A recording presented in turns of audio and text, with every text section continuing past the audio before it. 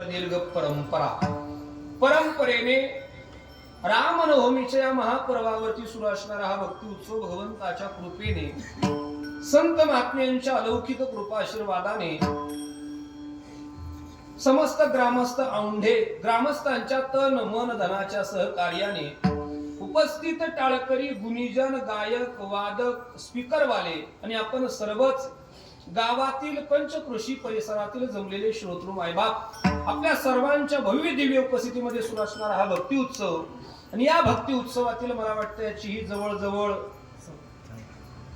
चौथ्या दिवसाची कीर्तन सेवा आयोजक नियोजक मंडळी सप्ताह कमिटी भजनी मंडळी समस्त ग्रामस्थ मंडळी या सर्वांच्या माध्यमातून या कीर्तन सेवेचं निमंत्रण बऱ्याच महिन्यापूर्वी ज्यांनी माझ्यापर्यंत पोहोचवलं ते आपल्या गावचे भूमिपुत्र आदरणीय श्री दत्ताभाऊ शिंदे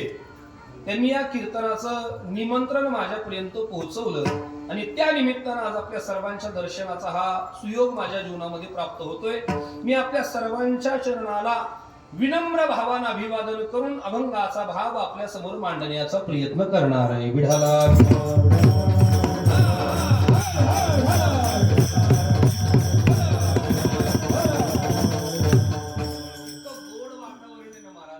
मंडप इतका छान आहे, खरंच छान आहे महाराज, इतका मंडप छान आहे शप्पथ सांगतो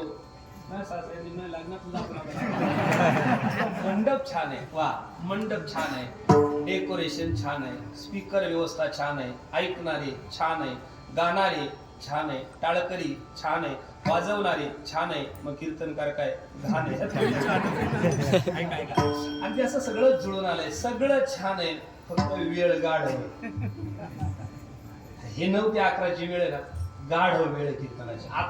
आता तरी कीर्तनाची वेळ राहिली नाही महाराज, काळ बदललाय, काळानुसार बदललं पाहिजे महाराज। 9 ते 11चं कीर्तन सध्या एवढं जड जातं, 9 ते 11चं कीर्तन म्हणजे औंढ्याच्या घाटाला लागलेली गाडी, औंढ्यापेक्षा ते चिखलगावच्या मागे चिखलगावातून वर यायला तसंच जर या चिखलगावातून वर यायचं असेल समजा आणि चांगली ओव्हरलोड भरलेली भरतीची गाडी असावी 16-12 ओव्हरलोड भरलेली, खरं सांगा बरं ती कोणत्या गिअरनं चालते बरं?